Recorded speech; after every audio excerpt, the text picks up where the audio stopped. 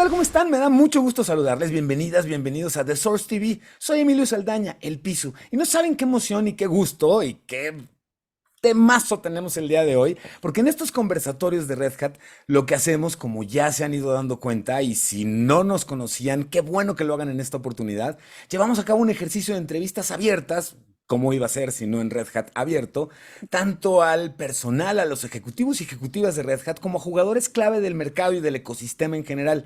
Y la idea es que a través de conversar temas específicos, pero de una forma relajada y en la que puedan brindarnos una perspectiva no solamente amplia, sino en casos donde se requiera particular de temas específicos, se hacen temas y se desarrollan temas espectaculares. Y el tema que nos reúne el día de hoy, de verdad no podría tenerme más emocionado por dos temas. Primero que nada, por el lujo de contar con Victoria Martínez. Ella es gerente de desarrollo de negocios de inteligencia artificial en Red Hat Latam. Y déjenme, además de darle la bienvenida, usar el hashtag superen eso, novatos. Y por otro lado, el concepto que nos reúne, que es hablar sobre inteligencia artificial desde cómo liberamos el poder de la innovación, el potencial que hoy tiene frente a una industria que está en crecimiento, pero además en constante evolución, y una mirada un poco más estructural hacia lo que se ha venido haciendo hasta ahorita en materia de inteligencia artificial y todo lo que queda por hacer. Vicky, Victoria, bienvenida. Platicaba yo justo antes de comenzar contigo esta sesión, que a mí me llama la atención cómo el uso de la inteligencia artificial, a diferencia de tecnologías previas, desde redes, bases de datos, computadoras mismas, esos conceptos hoy en nuestras cabezas cuando los escuchamos los podemos hacer tangibles. Sin embargo, con la inteligencia artificial pareciera que se ha vuelto más etérea la idea y lo que podemos entender, incluso en términos de infraestructura, cuando hablamos de inteligencia artificial, ¿a qué nos referimos? Y por ello, bienvenida y qué gusto poder platicar contigo. ¿Cómo estás, Victoria? Muy bien y feliz de poder compartir este espacio juntos. Me encanta poder abordar estos temas y que está Sí. pasando eso, ¿no? El hecho de que se habla mucho, pero a veces hay muchos conceptos que quedan ahí dando vueltas y no quedan completamente bajados. Totalmente. Y, y cuando hoy pensaba en este encuentro, recordaba también una de nuestras sesiones que hablábamos justamente de la ciencia de datos. Y lo hemos mencionado como estas grandes burbujas que teníamos el conocimiento, la ciencia de computación, con todos los algoritmos, todo lo que hace la matemática y que la conjunción de estas tres burbujas hacen a la ciencia de datos, porque yo necesito programar, necesito entender cómo se relacionan esos datos y de ahí vienen justamente todas estas técnicas que me permiten empezar a hablar de inteligencia artificial. Y justamente me tengo que remontar porque no puedo no hacerlo Por al favor. año, digamos, los años 50 con nuestro padre, la inteligencia artificial, Alan Turing, en donde él ponía en valor lo que es la prueba de Turing. ¿Y por qué lo menciono? Porque ahí es donde estuvo el primer concepto de inteligencia artificial, en donde en esta prueba de Turing uno no tenía que poder distinguir si del otro lado había una persona o había una computadora, llámese, con su inteligencia. Pero si lo empezamos a descomponer, empezamos a tener diferentes conceptos para que hagan a esa inteligencia, así como la definición de la inteligencia en sí en un humano tampoco es una sola definición. Lo mismo sucede cuando lo trasladamos al ámbito computacional. Necesitamos tener lo que se llama procesamiento del lenguaje natural para poder comunicarme con la otra persona con éxito.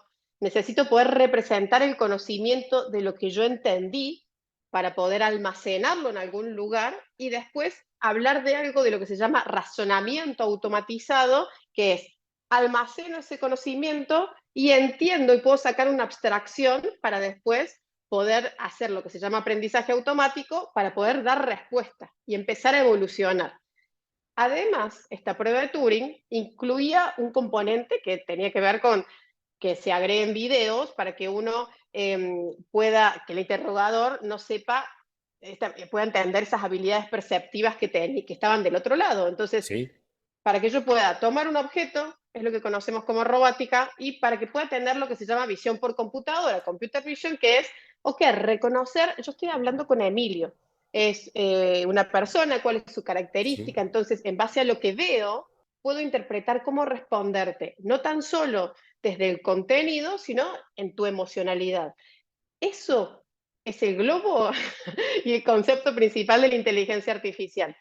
Y en llano terminan siendo un conjunto de herramientas que engloban a lo que se llama inteligencia artificial, los algoritmos supervisados, los no supervisados, las inteligencias artificiales, las generativas, las inteligencias artificiales que se llaman por refuerzos, que yo les doy una recompensa. Entonces, todo eso hace que ese conjunto de técnicas y herramientas compongan la inteligencia artificial. Y es muy interesante esto que estás comentando porque Red Hat tiene la existencia de la organización trabajando no solamente en la importancia de lo abierto, obviamente, pero además desde hace un muy buen rato Red Hat venía insistiendo mucho en la importancia de que el análisis, el consumo, la generación, el consumo y el análisis de los datos de nuestras propias organizaciones estaba creciendo de forma muy acelerada y habían venido ustedes desarrollando e integrando nuevas soluciones al respecto. Hoy y la pregunta suena simple y me queda claro que también es como una bomba atómica, porque es, ¿qué debería tener en cuenta la industria para poder liberar este poder que estamos hablando en la inteligencia artificial, que hoy lo entendemos como uno de los hitos en términos de conocimiento de la humanidad, pues del mismo nivel, y dime si estoy diciendo alguna barrabasada, pero estamos hablando de la invención del fuego, de la invención de la electricidad, de la revolución industrial, de la llegada misma de Internet y ahora la de la inteligencia artificial. ¿Qué debemos tomar en cuenta? Por eso sé que la pregunta, aunque suena simple, es toda una bomba atómica. Es la bomba. Hace 100 años, como me encantó esto que mencionaste acerca de la electricidad, porque hace 100 años la electricidad transformó toda la industria. Ujú. Y esto es exactamente lo mismo. Por eso cuando hablamos de AI First, y significa que cada vez que yo voy a desarrollar un proyecto, si no pongo algo de inteligencia artificial, voy a empezar a quedarme atrás. Pero para llevar adelante este tipo de proyectos, hay ciertas claves que hacen que yo pueda evolucionar y no, digo, hablar de un proyecto que tiene inteligencia artificial, sino que cada vez empiece a generar compañías dirigidas por datos y que pueda empezar a sacar cada vez más modelos. La libertad de elección, que digo, forma parte de nuestra cultura, ¿no? O sea, la innovación está en la comunidad, está en lo que es abierto y eso se ha visto justamente con todos los lanzamientos que hubo. Cuando, digo, el gran ChatGPT, que digo, lo menciono porque generaron una revolución cultural en cuanto a que todos podamos tocar en todos los estratos el resultado de aplicarlo. Pero después empiezan, ok, lo quiero llevar a mi realidad empresarial. ¿Cuáles son estas claves que me estabas mencionando que tengo que tener en cuenta? Exacto. Libertad para poder elegir herramientas, elegir modelos.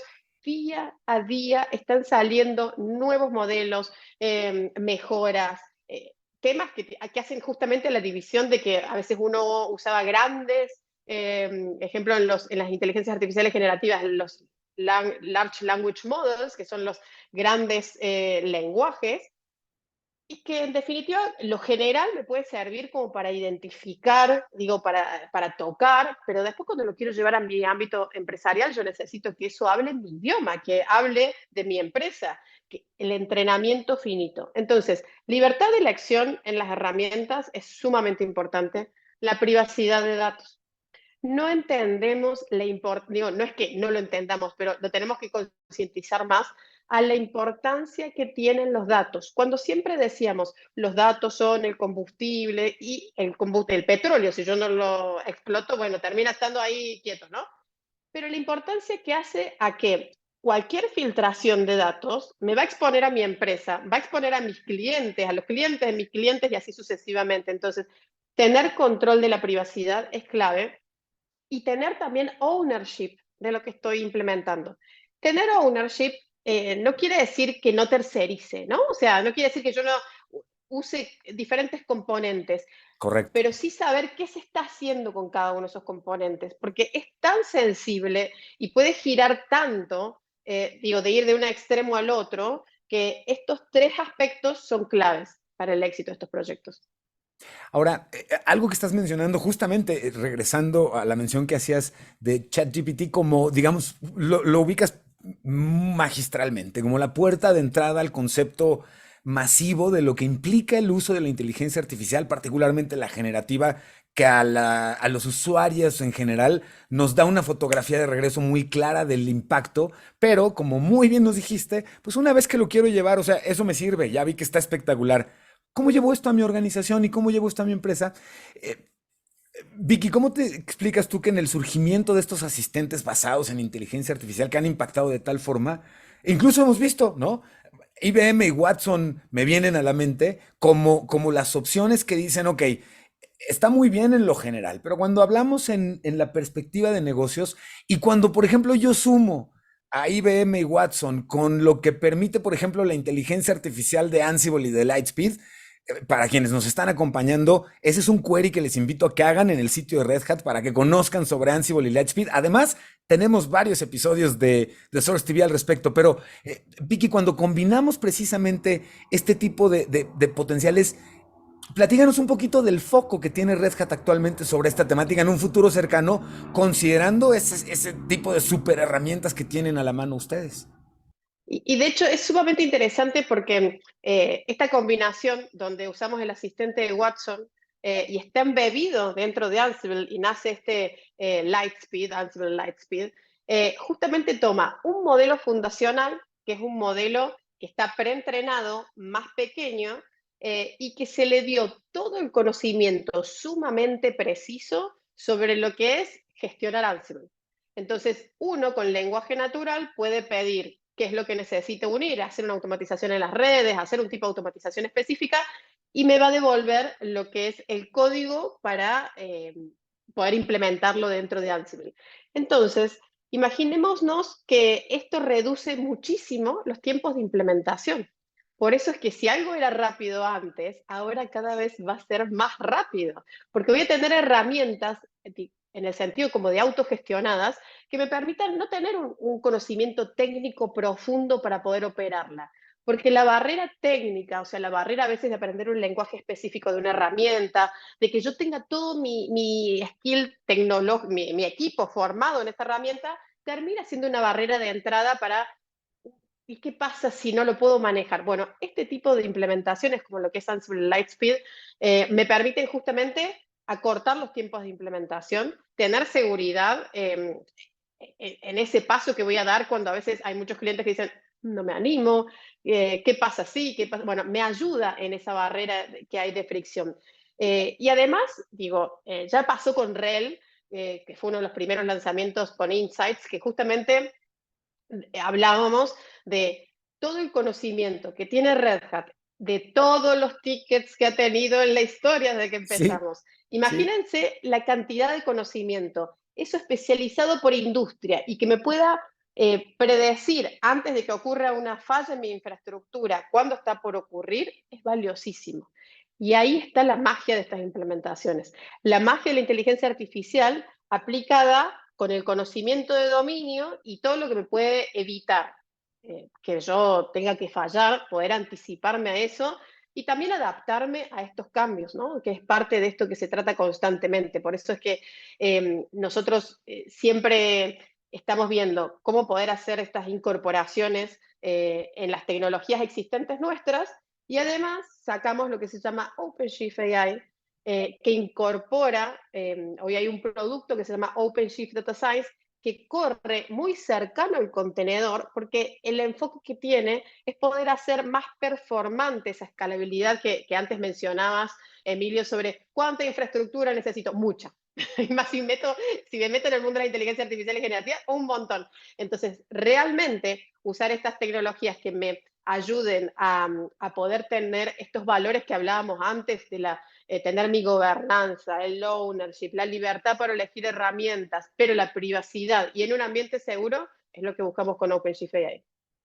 Me encanta esto que estás comentando porque además hemos escuchado últimamente mucho acerca de inteligencia artificial generativa. Ya mencionábamos a ChatGPT y más recientemente estábamos mencionando a IBM y Watson y la solución que tienen. Sin embargo, ¿qué está haciendo actualmente? Con esto que nos decías, algo que me dejó ahorita volada la cabeza es, y seguramente a nuestra audiencia es, en efecto, el que hoy tengamos sistemas de servicio al cliente, en el que estuvimos generando bases de datos de conocimientos con base en las respuestas y los casos, cómo se solucionaron los distintos casos de nuestros clientes.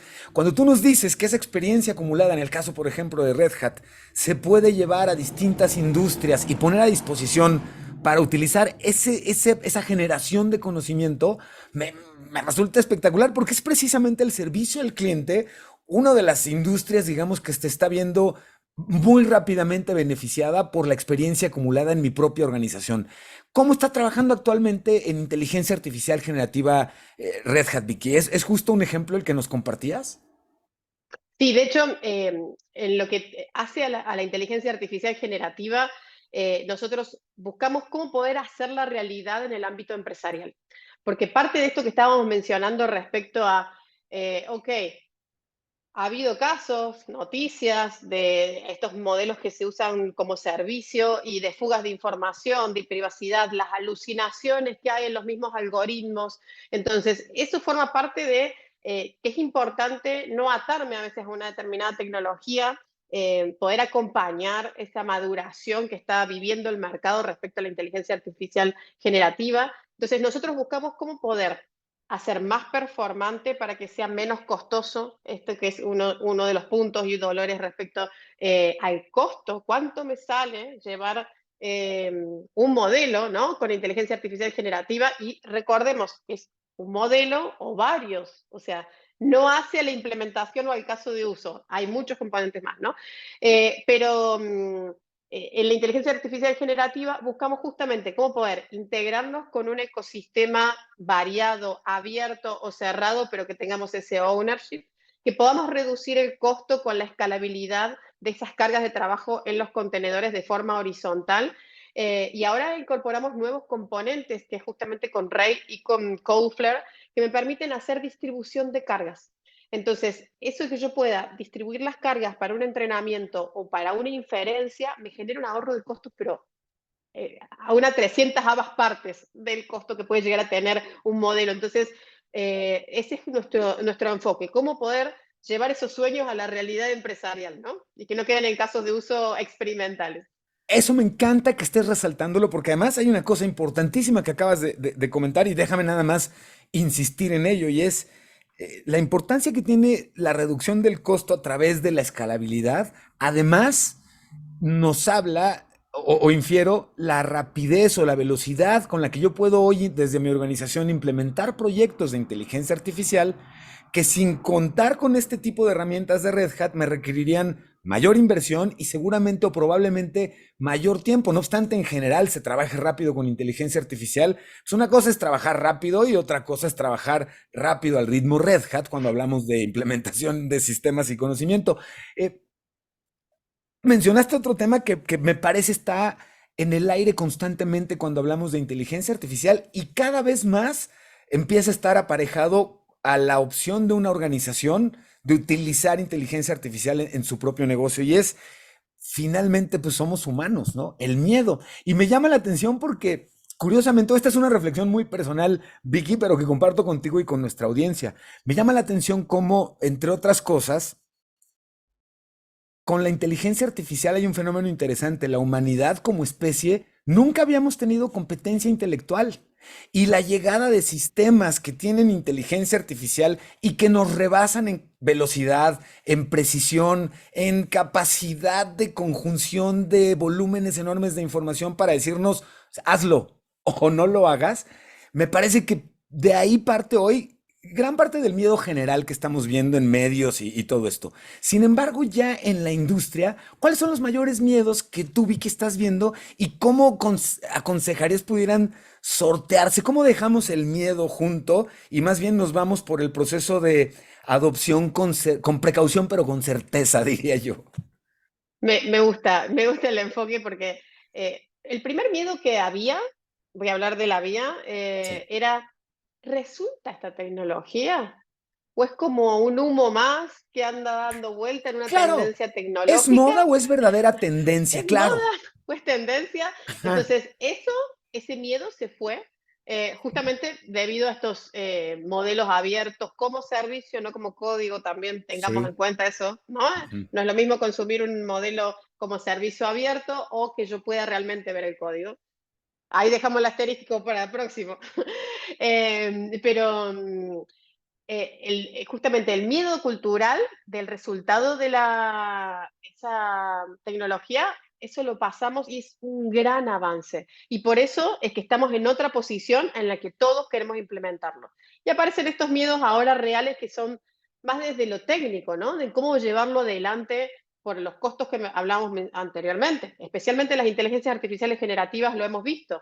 Nosotros, hay muchos, ¿no? Muchos modelos, tanto desde el lado de imágenes abiertos, comunidades que están aportando constantemente, como lo es con Hugging Face, y que hay modelos generativos de todos, LLM, como decía, en imágenes, en speech to text, o sea, hay una gran cantidad. Y que cuando uno lo baja, dice, ok, yo tengo gigas para procesar y en cada consulta, eso consume muchísimo. Entonces empezaron a aparecer nuevas mejoras de lo que yo realmente necesitaba para implementarlo en mi empresa. Empezaron a aparecer los miedos también respecto, ok, yo creo algo con la inteligencia artificial. ¿Es mío? ¿Es de la inteligencia artificial? ¿Es del modelo que está siendo ofrecido por mi tercero? Compartimos una patente entre los tres. Temas legales, otro punto que se está justamente desarrollando. Todo lo que hace justamente a la reducción del bias. El bias, a veces yo hablo del bias y después me doy cuenta que no es un término común, pero tiene que ver con la desviación que tiene un Sí, sí. algoritmo Gracias por eso, por cómo sí. fue entrenado, por cómo fue entrenado. Entonces, hay muchos, de hecho, ha habido justamente algo que se llama moral machine, de cómo uno puede reducir temas de interseccionalidad que tenemos los seres humanos respecto a la interseccionalidad, es lo que nos pide, ¿no? Por temas étnicos, por raza, por, formaciones. Entonces, eso mismo se empezó a ver que también se estaba trasladando en los algoritmos. Entonces, ¿cómo uno puede empezar a dar esa batalla para tener ese tema inclusivo? Entonces, si yo tengo un reconocimiento de imágenes facial, que pueda reconocerme todas las etnias, no las etnias con las que fue más entrenado y dejar afuera otras. Entonces me dice, bueno, esto no es una persona, sí, una persona, pero de otra etnia. Entonces, eso se llama bias, ¿no? Esa desviación que puede haber entre lo que debería ser y lo que se usó para el entrenamiento, por eso hablamos de los datos y la importancia que tienen. Y de ahí justamente viene otro aspecto muy importante que hace esa privacidad de los datos, porque hay muchos modelos que son ofrecidos como servicios y que me hacen de que yo tenga que subir y dar mis datos y lo que pasa en la nube queda en la nube y yo no tengo ninguna seguridad de lo que termine sucediendo. Entonces, ese es otro de los aspectos que se tienen en cuenta. Y lo que hablábamos antes respecto a las alucinaciones, ¿no? Las alucinaciones, esas alucinaciones se dan mucho en las tecnologías generativas, porque para entender un poco, una inteligencia artificial generativa siempre responde. Entonces yo lo voy a entrenar, no sé, con datos como fue la primera versión del ChatGPT hasta el 2021 en la versión 3.5. Entonces, todo lo que pasó para adelante no lo conozco y puedo preguntar y entonces me va a combinar datos que ya haya sido nutrido o preguntas que haya Sí. tenido de otro para responderme algo. Entonces, de ahí es donde nosotros empezamos a ver, a veces uno pasa y le pregunta, bueno, dame bibliografía de y pregunta, no sé, sobre lo que ha sucedido en los últimos 10 meses en tecnología. Y Sí. empieza a inventar bibliografía. Empieza a combinar autores, siempre responde. Y Ok, eso es sí. lo que llamamos alucinación. Y justamente hay técnicas que uno busca de usar para poder reducir esas alucinaciones. De ahí nacen los modelos fundacionales, vienen los modelos que se llaman RAG, que son de una realidad como aumentada, para que uno pueda empezar a combinar entre las fuentes, orígenes de datos, entre estas técnicas de inteligencia artificial para poder sacar en definitiva esa automatización que es lo que buscamos. Y el último aspecto es la falta de talentos que hay en esto. Cuando hablo de talentos, hablo de que a veces hay nuevos roles. Aparecieron los prompt engineers, que eran nuevos roles, y uno decía, no, pero realmente hace falta un prompt engineer. Y sí, porque si voy a trabajar con inteligencias artificiales generativas, le enseña rápido un concepto. Entonces me es tiempo, es un costo que yo evito y yo necesito saber cómo habla ese modelo para que pueda aprender rápido mi dominio.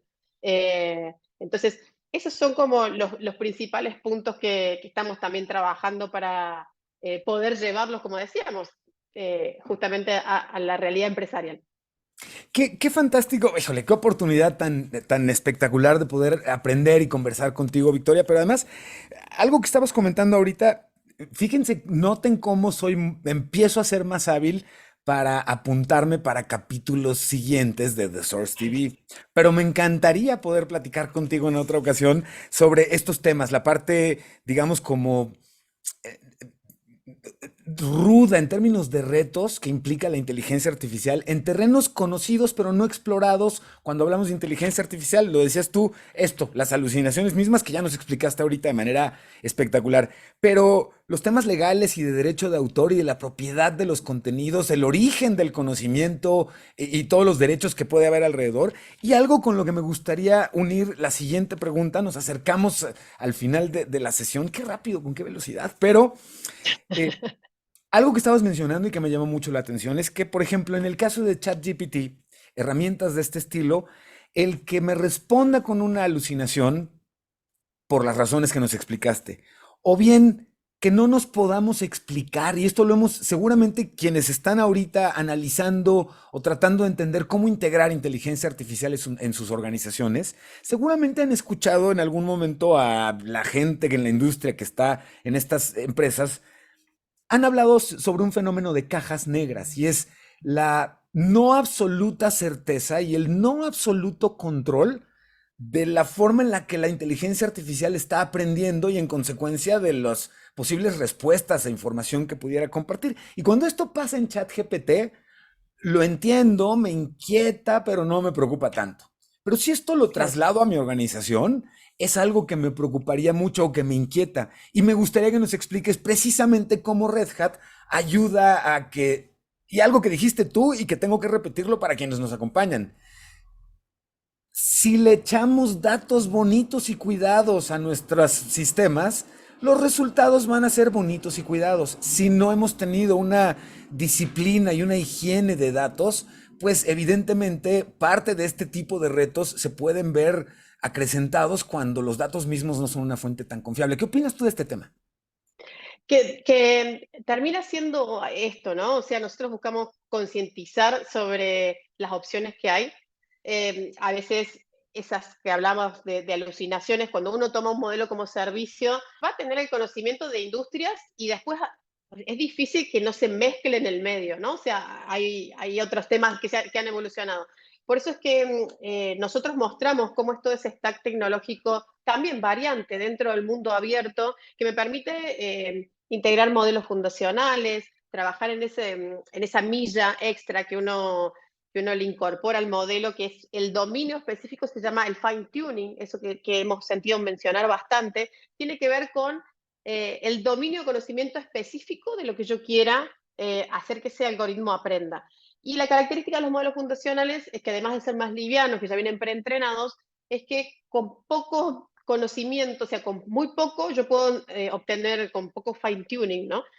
Uno puede obtener un alto accuracy, que es una alta precisión en la respuesta de lo que yo estoy buscando. Y nosotros desde Red Hat buscamos cómo poder operativizar la práctica. Y acá voy a introducir un concepto que no lo mencionamos, pero necesito decirlo, respecto a esto de operativizar el Machine Learning o la inteligencia artificial, viene bajo el nombre que se llama Machine Learning Ops. Y uno dirá, pero ¿qué tanto puede traer de beneficio? ¿Por qué se habla tanto? También es una moda más, es lo que me hace que tenga en cuenta justamente cuando yo voy a trabajar con modelos, no es el modelo es un componente muy pequeño de toda la maquinaria que yo necesito para que eso resuelva una necesidad, un caso de uso. Nosotros, ejemplo, tenemos en un onboarding digital, tenemos un reconocimiento facial que podemos hacer por cámara, podemos sacarle una foto, una cédula, Ujú. podemos entender el profile mío en base a los consumos que tuve. Entonces, cada uno de estos digo, de lo que yo mencioné, ya hay 3, 4 modelos dando vueltas, son técnicas diferentes. Todavía ni siquiera entré en la generativa. Entonces, para sacar adelante y resolver una necesidad, necesitamos combinar modelos, inteligencia artificial, con software. Van juntos. Porque si no, el resultado del modelo yo no tengo manera de visualizarlo. Si yo tuve un resultado, necesito poder visualizarlo, no sé, en un dashboard para te muestro la detección de anomalías o los patrones en un gráfico para que después otro tome una decisión, digo, un tipo de algoritmo específico, forecasting que puedo llegar a hacer. Entonces, es importante entender que para llevar estos casos que los llamamos de aplicaciones inteligentes, nosotros trabajamos sobre la práctica de Machine Learning Ops para poder llevar lo más rápido posible que es esta aplicación al mercado, que trabaja con software y trabaja con modelos matemáticos juntos. Y por eso buscamos que lo que es el delivery de los modelos y lo que se llama model serving, que es hacer que ese modelo pueda dialogar con otros modelos, con otras aplicaciones, que ya esté apificado, tenga interfaces de servicios, o sea, que lo convierto en un componente, esté hecho de forma tal que cada uno de esos componentes que forman a mi aplicación inteligente, todos tengan la capacidad de crecer horizontalmente. Y ahí es donde genero también ese ahorro de costos. Es muy importante ese concepto porque es lo que me diferencia de poder tardar meses, meses y meses y meses tratando de llevar a producción una aplicación a tratar de reducir ese tiempo. ¡Ay, qué espectacular concepto nos has compartido! Pero de verdad espectacular y actual, evidentemente. No sabes cuánto te agradezco esto. Tengo dos preguntas para cerrar la conversación y agradecerte, Victoria, de verdad el honor y la oportunidad de platicar contigo. La primera tiene que ver con el mensaje que nos... Bueno, más bien, tres cosas. Perdón, rapidísimo, productores, pero uno. Era pregunta, pero lo convierto en una afirmación porque a lo largo de nuestra conversación tú ya lo has dejado claro, pero hay a quienes nos gusta escuchar el statement y luego su confirmación. Y es la integración de machine learning, de servicios y plataformas y soluciones de inteligencia artificial con los principales títulos de Red Hat como RHEL, por supuesto, y OpenShift, es un hecho, por supuesto, ¿verdad? Es un hecho total. Y por eso es que la cercanía de estos mundos hace de que yo pueda sacar más rápido estas aplicaciones y empezar a generar cada vez más y entender dónde están esos dolores para rápidamente. Cuando uno trabaja con tecnologías disruptivas, innovadoras, siempre uno va a encontrar un punto de mejora. Lo importante es preparar todo ese ambiente que nos permita fallar rápido, recuperarme e ir ajustando. Que me encanta cómo lo estás planteando porque aquí mismo en los episodios de The Source TV, un tema que nos ha venido acompañando desde el inicio ha sido el proceso de transformación digital. Y vaya que haber comenzado un proceso de transformación digital ante los retos de la inteligencia artificial hoy nos harían o nos hacen estar mucho más cerca. Y precisamente el mensaje que nos compartirías alrededor de la implementación de inteligencia artificial evidentemente en entornos de nube híbrida. ¿Cuál sería el siguiente paso en este caso para proyectos de inteligencia artificial así, Vicky? Eh, Aprovechar al máximo la nube híbrida y el próximo paso que estamos viendo es llevar la descentralización de eso que es al edge. Termina siendo nube híbrida también, ¿no? Porque el concepto de nube híbrida hace que yo me pueda mover en mis nubes privadas, en las públicas y en el edge definitivamente. Hoy hay toda una tendencia, de hecho, si analizamos la curva el hype de Gartner, en la inteligencia artificial generativa estamos como en la cúspide y lo próximo que empezamos a sentar es lo que se llaman las inteligencias artificiales aplicadas al edge, que termina siendo más performante, el control, privacidad de las zonas que a veces no llega. Imagínense el volumen de datos que tienen que estar transportándose por la red. Entonces uno busca que ese modelo esté lo más cercano al dispositivo que sea un reloj, el teléfono, sensores, nodos. Digo, uno puede jugar muchísimo con eso, pero es parte de esa tendencia, ¿no? O sea, en la descentralización y en que podamos buscar cómo poder acelerar esa instancia y poder dar el mayor valor agregado, porque esta competencia ya empezó y no nos tenemos que quedar atrás. Ahí es la voz de Victoria Martínez, gerente de desarrollo de negocios de inteligencia artificial en Red Hat Latam. Y Vicky, para cerrar, una que no teníamos contemplada, pero que me gusta siempre hacer y cuando aprendemos de personas como tú, más todavía. STEAM, porque en Red Hat la inclusión, la participación en equipo, la participación de las mujeres en tecnología no es un discurso, es una realidad, vaya, Correcto. vaya, ¿no? ¿Qué mensaje compartes con las mujeres que te admiran, que están viendo y que están diciendo, oye, ese es un área en donde quizá me gustaría trabajar? ¿Cómo ves tú el futuro que tiene la industria en este sentido y la oportunidad que representa para mujeres acercarse a la ciencia y a la tecnología? Es una gran oportunidad para todas nosotras porque hay tareas para hacer en todo ámbito, técnicas, no técnicas, como hablaba también de estos, de cómo enseñarle a un algoritmo una determinada tarea, un determinado dominio. Entonces, es como que hay una gran oportunidad y no tenemos que desaprovecharla y trabajar también en esto que hablábamos de la interseccionalidad de los algoritmos, que hay un gran trabajo también para hacer desde ese lado. No sabes cuánto agradezco la oportunidad de conversar contigo. De nuevo, Victoria Martínez, gerente de desarrollo de negocios de inteligencia artificial en Red Hat Latam. Muchas gracias por este espacio y por esta oportunidad, ¿eh? Gracias. Al Amé. contrario, Gracias, Emilio. al contrario, gracias a ti y gracias a ustedes, por supuesto, por acompañarnos, por sentarse y por escuchar junto con nosotros, aprender juntas y juntos, que es el ejercicio que buscamos en estos conversatorios de Red Hat llamados The Source TV. Yo soy Emilio Saldaña, el Pisu, y bueno, si no les quedó clara mi emoción de estar con ustedes, nos vemos en el siguiente capítulo para intentarlo nuevamente. Muchísimas gracias y nos vemos en la siguiente edición. Hasta luego.